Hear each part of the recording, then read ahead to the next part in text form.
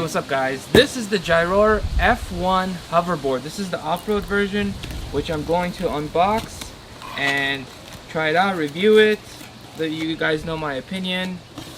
Essentially, this comes with a 300 to 350 watt motors and has a top speed of 12 miles an hour, making it, I believe, the fastest self-balancing hoverboard on the market. So I'm actually very excited to check this thing out. This is the colorful version, as you guys will see momentarily. Let's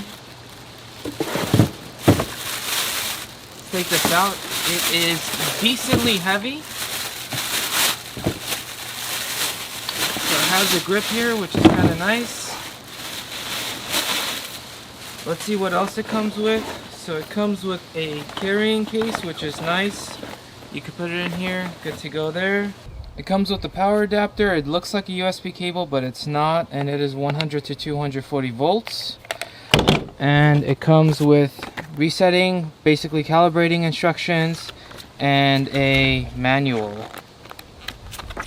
Now, specs aside, you may be wondering, how easy is this to ride? Well, in my case, I have a little bit of hoverboard experience because of the Highboy J5. Granted, that is a bit different because you have this little centerpiece that comes up all the way to your knees, which you pretty much lean into to turn one direction or the other.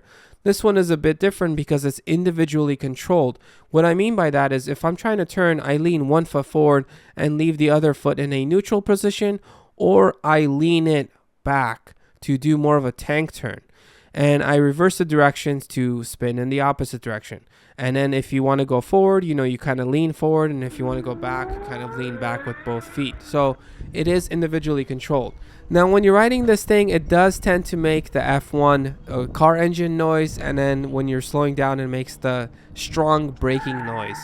And as far as comfort on the sidewalk, it can get a bit bumpy thanks to the imperfections of the sidewalk. Granted, on the streets, it's going to be a little bit smoother because of the asphalt, but do be very careful when you're on the street with this thing. I would not take this on a main street just to be on the safe side. Now, this is a first-person view of what it looks like when you're turning. Again, you lean one foot forward, the other one back, you do a tank turn, and then you reverse the directions. So from this angle, you could see how subtle my feet movements are. I'm really not moving it that much to make these turns. Now, an interesting fact about this hoverboard is you can actually pair your phone to it, and it does have a Bluetooth speaker built in, and you can actually play music or really anything from your phone and have it output from the hoverboard's speaker. Now, this being the off-road variant, I did try it on grass, but it didn't work well. Now, I think it'll work fine if you put it on dirt, assuming the dirt's kind of flat. If it gets bumpy, I don't think it's really designed for that.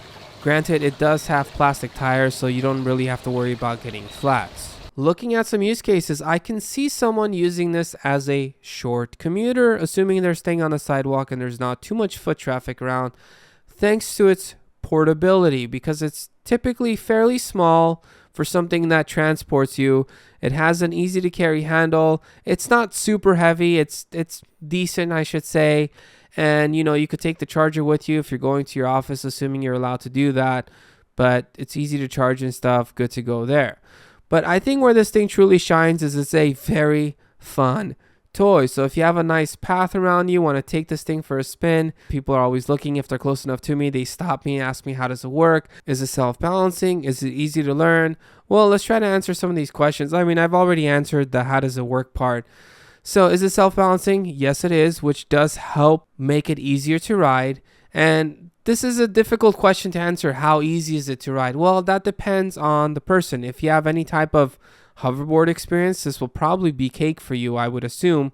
But if you have zero experience with this or electric scooters or anything like that, it's going to take a bit more effort to get used to it. But is it doable? In my mind, I think so.